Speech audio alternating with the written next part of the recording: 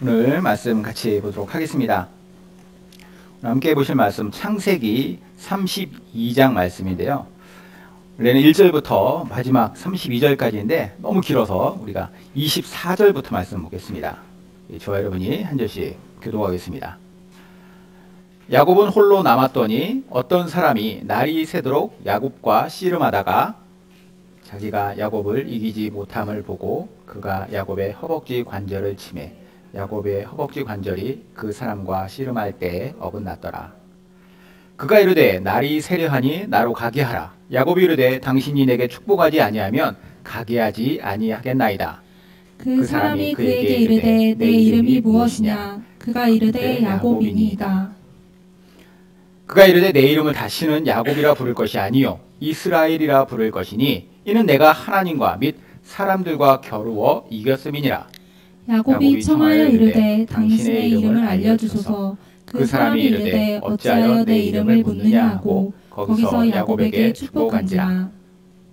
그러므로 야곱이 그곳 이름을 브니엘이라 하였으니 그가 이르기를 내가 하나님과 대면하여 보았으나 내 생명이 보존되었다 함이더라. 그가 브니엘을 지날 때 해가 돋았고 그의 허벅다리로 말미암아 절었더라.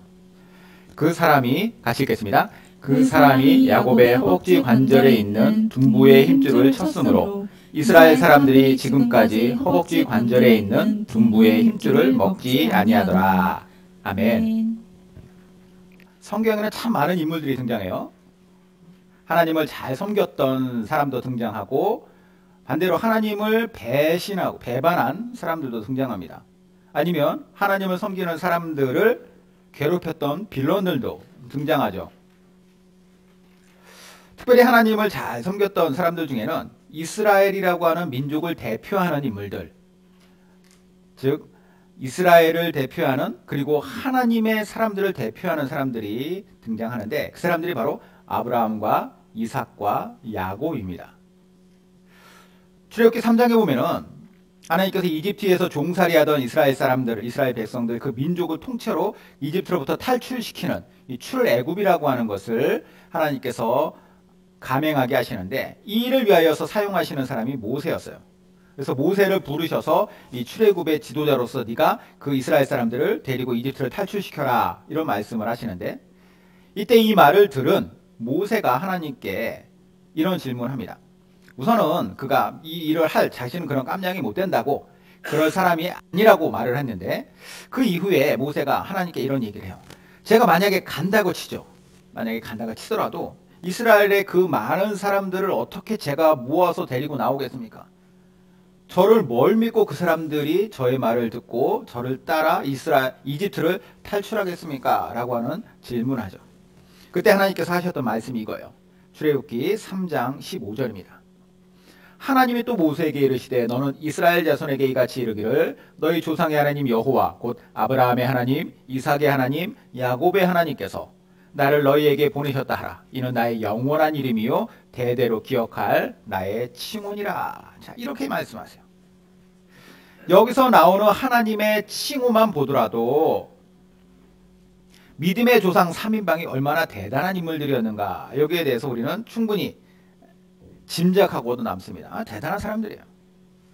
할아버지 아브라함, 아들 이삭 그리고 손자 야곱에 이르기까지 이스라엘 민족과 그리고 하나님의 역사를 대표하는 인물들로서 그들이 하나님께 쓰임받았을 뿐만 아니라 그렇게 인정받았다라는 거예요. 오늘 우리는 그 중에서 손자 야곱에 대한 이야기를 함께 보려고 합니다. 우리가 성경을 딱 봤을 때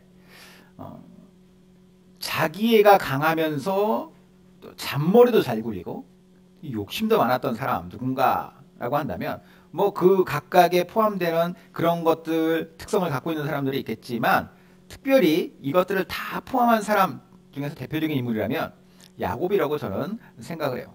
야곱이라는 사람. 아브라함의 손자로서 이삭과 리브가 사이에서 태어난 쌍둥이 중에 동생이죠. 그의 형의 이름은 에서라고 합니다. 자, 이 쌍둥이들 태어날 때 모습을 보면요. 그들의 운명이 어떻게 되어지는지에 대해서 예언해 주는 것 같아요. 창세기 25장에 보면 이들의 탄생에 대해서, 이들의 태어남에 대해서 이렇게 기록하고 있습니다.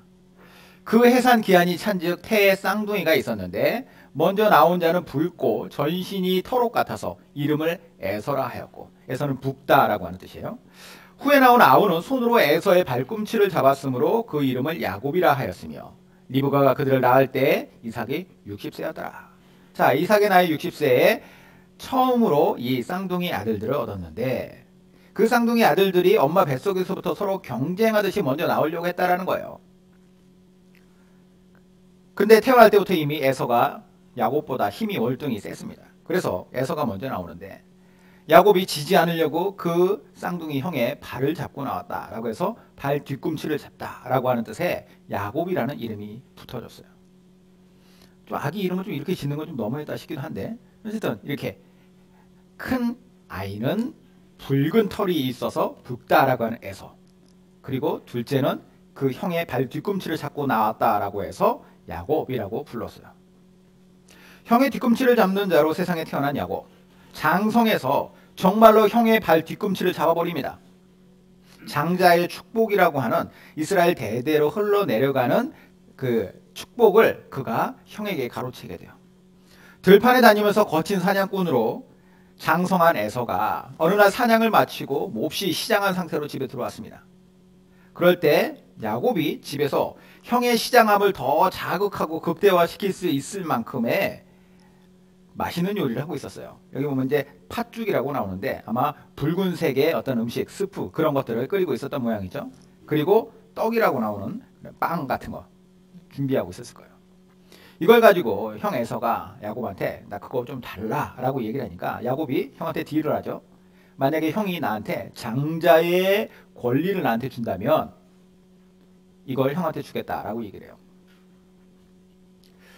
그래서 에서는 그 권리를 주겠다라고 말을 하고 자기가 배고픈 시장함에 그것을 받아 먹습니다.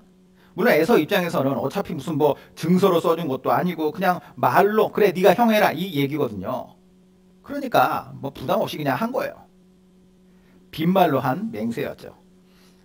하지만 야곱은 이것을 근거로 해서 늙어서 앞도 잘 보이지 않는 아버지 이삭에게 몰래 가서 아버지를 속이고 자기가 형인 척 하면서 아버지에게 장자의 축복을 다 받아버립니다. 장자에게 유산을 넘겨주듯이 주는 이 축복의 기도를 야곱이 받았을 때 나중에 이 사실을 알게 된 에서가 어떻게 했어요? 이 교활한 놈을 죽이겠다고 난리가 났죠. 뚜껑이 열렸어요. 길길이 날뛰는 거예요. 이제 형한테 잡히면 야곱은 정말 죽을 위기에 처한 겁니다. 그래서 야곱은 외갓집으로 도망을 가요. 외삼촌 라반이라고 하는 사람이 있는 하란까지 도망을 가는데, 당시 야곱의 집이 어디 있었냐면 이스라엘에서도 최남단 브엘세바라고 하는 동네에 있었습니다. 이 브엘세바에서부터 북쪽으로 쭉 올라가면 하란이라고 하는 곳이 나오는데, 하란이 어디 얼마나 떨어져 있냐면 이스라엘 영토도 아니에요. 그 위로 쭉 올라가야 됩니다. 하란은 브엘세바에서부터 약 800km가 떨어진 곳에 있었어요. 그러니까 서울에서 제주도까지 날아가도 500km가 안 되는데 지금 거기까지 800km? 그 당시에 어마어마한 거리죠. 먼 타지로 도망간 야곱은 외삼촌 라반의 집에 잘 도착하였고 그곳에서 머물러 살면서 결혼도 하고 재산도 꽤나 많이 모아서 다시 집으로 돌아오게 됩니다. 그게 20년 만에 일어난 일이었어요. 20년의 세월이 지나고 다시 집으로 돌아올 때의 장면이 오늘 본문의 내용입니다. 창세기 32장에 나오는 거예요. 오늘 본문 말씀이 기록된 장소는 야곱의 고향 브엘세바에서 그리 멀지 않은 곳. 그러니까 그의 고향에 거의 다다랐을 때쯤에 오늘 본문의 이야기가 이어집니다. 여기서 남쪽으로 조금만 더 내려가면 이제 고향이에요. 고향이 가까울수록 야곱의 마음이 어땠을까요? 20년 만에 찾아오는 고향에 대한 기대, 뭔가 내가 이제 가족들과 식솔들 많은 재산들을 가지고 다시 금유한양한다라고 하는 그런 기쁨이 있었을까요? 아니면 형 에서에 대한 두려움이 있었을까요? 야곱은 형의 성격을 알아요. 그리고 자신이 잘못했던 것도 알죠. 그의 마음은 결코 편치 않았을 겁니다. 그 편치 않은 그 마음을 갖고 있는 이 상황에 야곱은 하나님의 사자들을 만나게 되는데, 오늘 읽질 않았지만 창세기 32장 1절과 2절에 이런 내용이 나옵니다. 야곱이 길을 가는데 하나님의 사자들이 그를 만난지라 야곱이 그들을 볼 때 이르기를 이는 하나님의 군대라 하고 그 땅 이름을 마하나임이라 하였더라. 자, 여기서 하나님의 사자들을 만났다라는 건 하나님께서 그곳에 하나님의 사자를 보내셨다라는 거죠. 그리고 야곱이 그 사람들을 그 사자, 천사죠. 천사를 만났다는 거예요. 천사들을. 하나님은 왜 그렇게 하셨을까요? 왜 야곱에게 그 천사들을 만나게 했을까? 그리고 이 천사들의 숫자도 어마어마한 숫자였어요. 야곱의 마음에 하나님께서 위로를 주시기 위한 것입니다. 지금 야곱의 마음은 하나님께 아신다는 거예요. 내가 너의 복잡하고 불안한 마음 알고 있다. 내가 너와 함께한다라고 하는 든든한 하나님의 지원을 보여주신 거죠. 실제로 그곳에서 야곱은 큰 확신을 얻습니다. 아, 하나님께서 나를 보호하시고 나와 함께하시구나. 그래서 그곳에 마하나임이라고 하는 이름을 붙였다라고 하는 것, 큰 의미가 있어요. 마하나임은 무슨 뜻이냐면 두 개의 진영이라고 하는 거예요. 두 진영. 그러니까 그곳에서 만난 천사들의 숫자가 얼마나 많았던지 두 개의 진영처럼, 진영에 무더기가 있는 것처럼 보일 정도로 많은 숫자들이었다라는 것이고, 또 하나 하나님께서 나의 좌우를 둘러싸 보호해 주신다라고 하는 확신을 얻었다라고 하는 의미로 여기를 마하나임이라고 부른 거예요. 이제 그는 무서움이 없이 당당함으로 형 에서를 만날 수 있을 것 같아요. 그래서 뭘 하느냐? 선발대를 먼저 보냅니다. 형 에서에게 먼저 가서 이 말을 전달해 달라라고 말을 하는데 그 말이 뭐냐? 4절 5절입니다. 그들에게 명령하여 이르되 너희는 내 주 에서에게 이같이 말하라. 주의 종 야곱이 이같이 말하기를 내가 라반과 함께 거류하며 지금까지 머물러 있었사오며 내게 소와 나귀와 양떼와 노비가 있으므로 사람을 보내어 내 주께 알리고 내 주께 은혜 받기를 원하나이다 하라 하였더니, 자, 여기 보면 야곱이 자신과 형을 뭐라고 부르는지가 나와요. 자기를 뭐라고 얘기했냐면은 자신은 종이라고 불러요. 주의 종. 그리고 그 주는 누구냐? 형이에요. 에서를 향하여서는 당신은 나의 주입니다. 나는 당신의 종입니다. 라고 얘기를 하죠. 이 말은 그만큼 야곱이 자신이 과거에 저질렀던 과오에 대해서 깊이 뉘우치고 있음을 보여주는 것이고, 또 하나 형에 대해서 내가 인정하고 존중한다라고 하는 의미예요. 정말로 형 앞에 내가 잘못했습니다. 그리고 형을 나는 존중합니다. 이런 마음. 하나님께서 확신을 주셨다라고 해서 야곱의 마음이 막 기고만장하거나 그러지 않아요. 자신의 잘못을 인정하고 형에게 겸손한 마음으로 다가가려고 하는 것이죠. 자, 근데 이런 야곱의 반응이 형한테 전달되면 당연히 어떠한 반응이 다시 돌아와야 될까요? 당연히 형이 그래, 내가 너를 기다리고 있었다. 내가 너를 용서하고 너를 받아주겠다. 이런 말을 원했을 텐데 뜻하지 않은 소식을 듣게 됩니다. 6절에 보면 이렇게 이야기를 해요. 사자들이 야곱에게 돌아와 이르되 우리가 주인의 형 에서에게 이른즉 그가 400명을 거느리고 주인을 만나려고 오더이다. 예, 여기서 400명 군사예요. 그러니까 야곱이 상상하지 못했던, 원래 마하나임 그 이전에 두려워했었던 그 문제가 발생하고 있다는 거죠. 여기서 400명을 데리고 온다는 것은 죽이러 온다는 거예요. 야곱을 죽이러 오고 있습니다. 그는, 야곱은 이 상황에 어떠한 마음을 가졌을까요? 우리가 야곱의 입장이라고 해도 얼마나 두렵고 떨리겠습니까? 똑같은 마하나임에서 불과 얼마 전에는 하나님의 확신을 받았는데, 그리고 얼마 지나지 않아 다시 상황은 이전에 내가 두려워하고 힘들어했던 그 현실로 닥쳐오는 거예요. 그래서 그가 행동하는 것이 있는데 크게 두 가지 행동을 합니다. 7절과 8절에 첫 번째 행동이 나오고, 그리고 9절에서 12절까지 두 번째 행동이 나와요. 7절 8절 보겠습니다. 야곱이 심히 두렵고 답답하여 자기와 함께한 동행자와 양과 소와 낙타를 두 떼로 나누고 이르되 에서가 와서 한 떼를 치며 남은 한 떼는 피하리라 하고, 자, 이게 첫 번째 행동이고, 두 번째 행동입니다. 야곱이 또 이르되 내 조부 아브라함의 하나님 내 아버지 이삭의 하나님 여호와여, 주께서 전에 내게 명하시기를 내 고향 내 족속에게로 돌아가라. 내가 내게 은혜를 베풀리라 하셨나이다.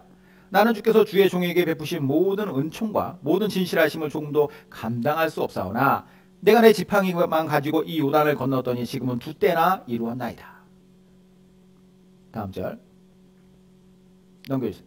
내가 주께 간구하오니 내 형의 에서의 손에서 나를 건져내시옵소서. 내가 그를 두려워하면 그가 와서 나와 내 처자들을 칠까 겁이 나기 때문이니이다.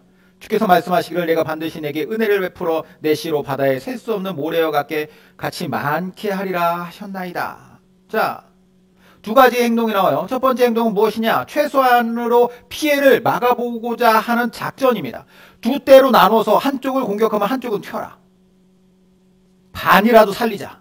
반이라도 건지자라고 하는 작전이었고, 두 번째 행동은 무엇이냐? 하나님의 약속을 근거로 해서 하나님께 매달리는 기도예요. 하나님께서 야곱이 먼저 그 형을 피해서 도망갈 때 다시 돌아올 거야. 다시 집으로 돌아오게 할 거야 라고 하는 약속을 주셨고, 그 약속대로 돌아왔으면 하나님 그 약속을 지키셔야 되지 않습니까? 전자는 자기가 취할 수 있는 최대한의 방책이었다면 후자는 그걸로는 문제 해결이 될 수 없기에 하나님께서 그 약속을 지켜달라고, 나를 도와달라고 하는 기도였죠. 간절함을 가진 기도예요. 어떻게 보면은 이게 참 인간적이구나, 여전히 야곱답구나 라고 생각할 수도 있는데, 그렇게 생각하는 이유는 뭐겠어요? 작전에 올인하든지 아니면 기도에 열심을 다하든지 뭐 이렇게 생각할 수 있지만, 저는 그렇게 생각하지 않습니다. 오히려 이걸 보면서 야곱이 그동안 많이 성장했다라는 생각이 들었어요. 잘하고 있구나. 사실 하나님께서 바로 전에 마하나임에서의 약속을 보여주셨어도 천사의 두 진영이 지금 보이는 것이 아니라 지금 눈앞에 있는 것은 무엇이냐? 그를 죽이러 달려오는 400명이잖아요. 당장 내 눈앞에 있는 이 문제를 해결하려면 이 위기 앞에서 어떻게 하는 것이 옳겠습니까? 당장 내가 할 수 있는 노력, 최선은 다하는 것이 옳아요. 식솔들한테 무기가 될 만한 거 다 준비해가지고 한번 붙으면 우리가 어떻게 해서든지 싸워보자라고 할 수도 있는 것이고, 아니면 다들 사방으로 튀어라. 다 알아서 이렇게 살아남으면 나중에 어디에서 언제 모이자라고 할 수도 있는 것이고, 아니면 두 때로 나눠서 지금 두 팀 중에 하나만이라도 살아남자라고 할 수도 있는 거예요. 야곱이 택했던 것은 이것이죠. 하지만 그것만으로는 해법이 될 수 없기에 가장 중요한 해법, 하나님의 약속을 붙들고 기도하는 거예요. 살려달라고. 자신의 노력이 있다면 거기에 하나님의 은혜를 덧입히려고 하는 노력. 믿음 없는 사람들은 이 기도할 시간들을 확보하지 못하죠. 아니, 그럴 생각도 못합니다. 두려워 떨면서 그냥 두 때에만 집중할지 모르겠지만 우리는 이걸 잘 기억해야 됩니다. 우리가 어떤 문제나 위기의 순간을 만날 때 어떻게 해야 되느냐? 최선의 노력만으로 다 답이 될 수는 없어요. 그러나 그 노력을 하지 않으면 안 되는 거죠. 노력해야죠. 그리고 거기에 우리의 기도를 덧입히는 거예요. 하나님 도와달라고. 하나님께서 도와주셔야만 한다고. 그렇게 기도했을 때 만약에 내가 짰었던 작전이, 그러니까 내가 했던 노력이 잘못됐다면 그 노력을 수정하게 하세요.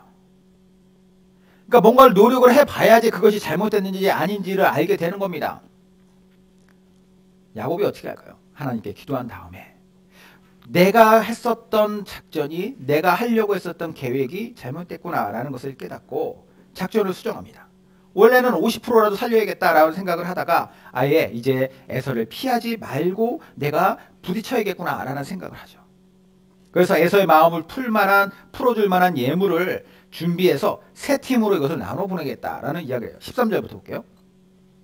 야곱이 거기서 밤을 지새고 그 소유 중에서 형 에서를 위하여 예물을 택하니 암염소가 200이요 숫염소가 20이요 암양이 200이요 수장이 20이요 전나는 낙사 30과 그 새끼요 암소가 40이요 황소가 10이요 남나귀가 20이요 그 새끼 나귀가 10이라. 많이도 준비했죠. 예. 다 하면 뭐 600마리 정도 되는 그 짐승인데 이걸 세 때로 나눠 가지고 보내는 거예요. 이걸 단순히 에서의 환심을 사보려고 하는 것으로, 그런 꼼수로 생각할 수도 있어요. 하지만 그 꼼수가 아니라 에서의 마음을 차츰차츰 열어가기 위한 방식이라고 볼 수도 있는 것이죠. 일단 이렇게 그가 새로운 작전으로, 새로운 비책으로 나아갑니다. 그러나 그런 비책이 생겼다라고 해도, 그렇게 내가 부딪히겠다라고 결심했더라도 여기서 또 그치면 안 되는 거죠. 또다시 하나님께 매달리는 거예요. 다시 하나님을 찾습니다.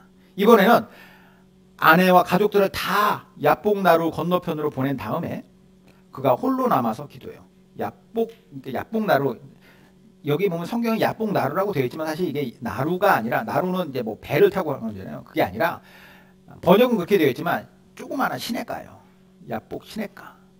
그 옆에 혼자 남아서 뭘 하느냐? 다시 한번 하나님께 기도를 하는 거예요. 하나님께 매달리고 있습니다. 근데 이번에 했던 기도는 정말 간절한 매달림이었어요. 씨름하듯이 기도했다라고 표현되어 있죠. 씨름했다. 실제로 매달려 있어요. 씨름했다는 건 매달렸다는 거예요. 끝까지 나는 놓지 않겠다라고 하는. 그래서 24절 25절 보면은 허벅지 관절을 얻어맞아 가지고 그 관절이 위골됐음에도 불구하고 그는 끝까지 매달렸다 나와요. 자 볼게요.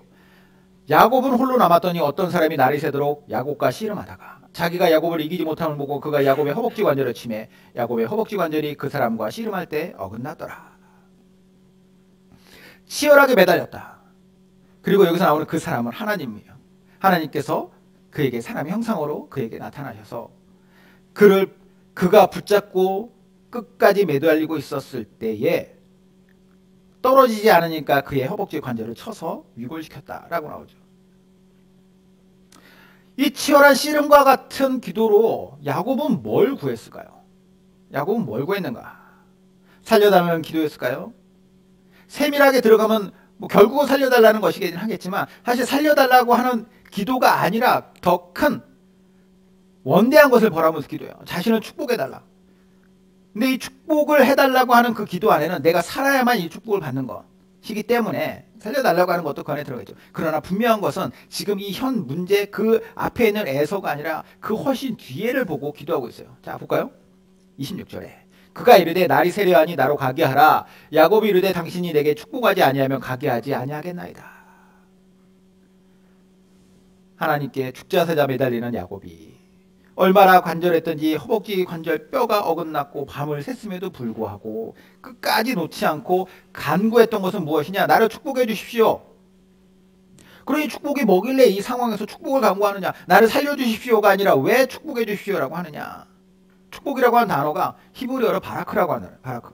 창세기 1장에 보면 바라크라고 하는 단어가 어디 쓰였는지가 나오는데요. 창세기 1장 22절에 보면 하나님께서 만드신 이 세상의 만물들을 향하여 하나님이 그들에게 복을 주시며 이르시되 생육하고 번성하여 여러 바닷물에 충만하라. 새들도 땅에 번성하라 하시니라. 수많은 만물들을 향하여 하나님께서 주신 것이 생육하고 번성하여서 그 어느 곳에나 다 있어라. 풍요로운 것, 잘 되고 행복한 것이 바로 하나님의 바라크라는 거예요. 단순히 이번 한 번 살려달라고 하는 것이 아니라 이 위기를 벗어나려고 하는 것이 아니라 하나님의 약속하셨던 하나님께서 주시는 가장 큰 복이라고 볼 수 있는 그 축복을 그가 간구하는 거죠. 왜냐? 그의 관심과 시각은 이미 에서의 위협을 벗어나서 더 멀리까지 가 있는 거예요. 하나님께서 그의 마음과 의도를 아시는 거죠. 그래서 하나님께서 야곱에게 이런 말을 하세요. 그래, 내가 가서 에서의 마음 풀어줄게. 이게 아니라 야곱의 이름을 물어보십니다. 좀 약간 느닷없죠? 네 이름이 뭐냐? 27절. 그 사람이 그에게 이르되 내 이름이 무엇이냐? 그가 이르되 야곱이니이다. 이름은 몰라서 물어보실까요? 이름 아시죠? 이름도 모르면 그 하나님이십니까? 그의 인생 모르실까요? 아시죠? 하나하나 다 아세요. 그럼 왜 네 이름을 물어보느냐라는 거예요. 야곱이 스스로가 자기의 인생이 자기 이름처럼 그렇게 살아왔음을 고백하게 하는 것이고 그리고 하나님이 그의 이름을 바꿔주시기 위한 거예요. 이름을 바꿔주시겠다라고 하는 것은 네가 이제부터는 바라크의 축복에 합당한 자로 살게 하겠다라는 의미입니다. 그의 바뀐 이름은 이제 민족을 대변하는 이름이래요. 28절. 그가 이르되 내 이름을 다시는 야곱이라 부를 것이 아니요 이스라엘이라고 부를 것이니 이는 내가 하나님과 및 사람들과 겨루어 이겼음이니이다. 이스라엘은 그 말의 뜻은 뭐냐면 하나님과 겨뤄서 이긴 사람이라고 하는 뜻이에요. 근데 사람이 어떻게 하나님과 이기겠습니까? 그렇죠? 하나님이 그에게 졌다라는 것이 아니라 하나님이 그와 함께 하시겠다. 앞으로 이기게 하시는 인생 살겠다라고 하는 거예요. 이게 훗날 하나님의 백성, 이스라엘 백성의 대명사가 되는 겁니다. 야곱이 하나님 앞에 매달리고 하나님의 축복을 간구했던 것, 그 축복에 어울리는 인생이 되게 하겠다는 것이 바로 이스라엘이라고 하는 이름이 된 것이죠. 이 일을 경험하고 야곱이 정신을 차려요. 열심히 그가 매달릴 때에는 하나님이신지에 대한 분명한 확신은 없었는데 그런데 정말 하나님이셨구나 라고 하는 것을 그가 깨닫게 됐을 때 그곳의 이름을 브니엘이라고 부릅니다. 하나님의 얼굴이라고 하는 뜻이에요. 브니엘. 그가 브니엘을 떠나서 이제 가족들이 기다리고 있는 곳으로 갑니다. 밤을 꼬박 샜기 때문에 이제 태양이 떠오르죠. 이때 해를 맞으며 가족들에게 나아갈 때의 모습을 이렇게 묘사합니다. 31절. 그가 분이엘을 지날 때 해가 돋았고 그의 허벅다리로 말미암아 절었더라. 그날 그 하룻밤 사이에 어떤 일이 있었느냐? 많은 일들이 있었어요. 그 일들 중에서 어떤 것이 딱 눈에 보이십니까? 우선은 제가 보이는 것은 야곱이 치열하게 하나님께 매달렸고 그리고 그 응답을 받았다. 바라크의 복을 보장받은 거예요. 두 번째, 야곱의 이름은 평생 뒤꿈치를 잡는 자, 어떻게 보면 협작꾼, 그런 마음, 그런 그 마음과 그런 생각을 가지고 살아온 자일지 모르겠지만 이제는 하나님께서 함께 하시고 이기게 하시는 이스라엘 된 거예요. 마지막으로 그는 다리를 절게 되었습니다. 자, 영화로 치면 해피엔딩인데 아쉬운 것이 있다면 다리를 절게 되었다. 멀쩡했던 야곱의 다리를 절게 됐다라고 하는 것이 좀 아쉬움이 있을 수 있을 것 같아요. 하지만 이걸 다시 생각해 보면 이것조차도 아쉬운 결말이 아니에요. 왜냐? 야곱의 저는 다리는 증거입니다. 그곳에서 그가 하나님께 매달렸었다는 증거고 하나님께 복을 받았다라고 하는 증거고 인생의 주도권이 이제는 하나님께서 붙잡고 계시기에 이제는 나의 힘으로 달려가는 인생이 아니라 하나님께서 도와주시고 인도해 주셔야만 된다라고 하는 증거입니다. 이런 이유로 이후에 아브라함의 하나님, 이삭의 하나님, 야곱의 하나님을 믿는 이스라엘 백성들은 어떻게 합니까? 그 의미를 늘 기억하겠다라는 의미로서 짐승의 허벅다리 관절에 있는 둔부의 힘줄을 먹지 않았다. 이게 마지막 구절 32절이에요. 그 사람이 야곱의 허벅지 관절에 있는 둔부의 힘줄을 쳤으므로 이스라엘 사람들이 지금까지 허벅지 관절에 있는 둔부의 힘줄을 먹지 아니하더라. 야곱이 그날 그 밤새는 그 새벽이겠죠. 그날 밤에 그가 이스라엘로 바뀌었어요. 어떤 교훈이 있습니까? 이 야곱의 그 하룻밤을 통하여 우리는 무엇을 배울 수 있느냐? 인생이 우리가 원하는 대로 우리 뜻대로 풀리지 않을 때 있죠. 말도 안 되는 위기 상황이 우리에게 닥쳐올 수 있습니다. 그럴 때 우리는 뭐 해야 되느냐? 믿음이 좋은 척 하겠다고 맨날 기도만 하겠습니까? 아니죠. 아니면 반대로 기도할 여유 없이 내가 그냥 열심히 일만 하겠습니까? 그것도 아니에요. 두 가지 같이 해야 돼요. 야곱처럼 내가 최선의 노력과 하나님을 신뢰하는 기도하는 거죠. 그렇죠? 그런데 그럴 때 하나님은 어떻게 하시느냐? 우리의 최선의 노력이 잘못됐다면 그것을 바꿀 수 있도록 하나님께서 지혜를 또 주세요. 그러면 바꿔야 될 때는 바꾸고 가는 거예요. 그리고 바꿨다라고 해서 끝나느냐? 그거 아니죠. 거기서 또 기도를 하죠. 하나님의 복을 구하는 거예요. 당장의 이 한 번의 케이스가 아니라 하나님의 궁극적인 바라크를 구하면서 그가 기도했던 것처럼 우리의 초점은 늘 하나님께서 우리의 인생을 생육하고 번성하라라고 하셨던 것처럼 그 바라크의 축복에 맞추며 살아가는 거예요. 하나님께서는 우리에게 복 주시기를 기뻐하시는 분이시기 때문에 그러나 하나님의 축복이 우리에게 넘치길 바라고 그렇게 하나님의 축복 가득한 인생이라면 때로는 허벅지 뼈가 부러지더라도 물론 하나님께서 극단적인 그런 대가를 항상 요구하신 건 아니지만 어떤 상처가 있었다 할지라도 그 상처조차도 하나님을 의지하는 증거가 된다면 그것도 영광의 증거가 되는 거잖아요. 그러므로 말미암아 야곱이 그냥 그 야곱 인생으로 끝나는 것이 아니라 이스라엘이 되고 그것이 앞으로의 그들의 민족 이스라엘 민족의 주상의 당당한 이름이 되었던 것처럼 우리 역시도 이 하룻밤을 통하여 배우는 영적 원리를 가지고 정말 하나님 앞에서 복받는 인생, 하나님께서 인도하시는 인생, 그런 인생 되시기를 주님의 이름으로 축원드립니다.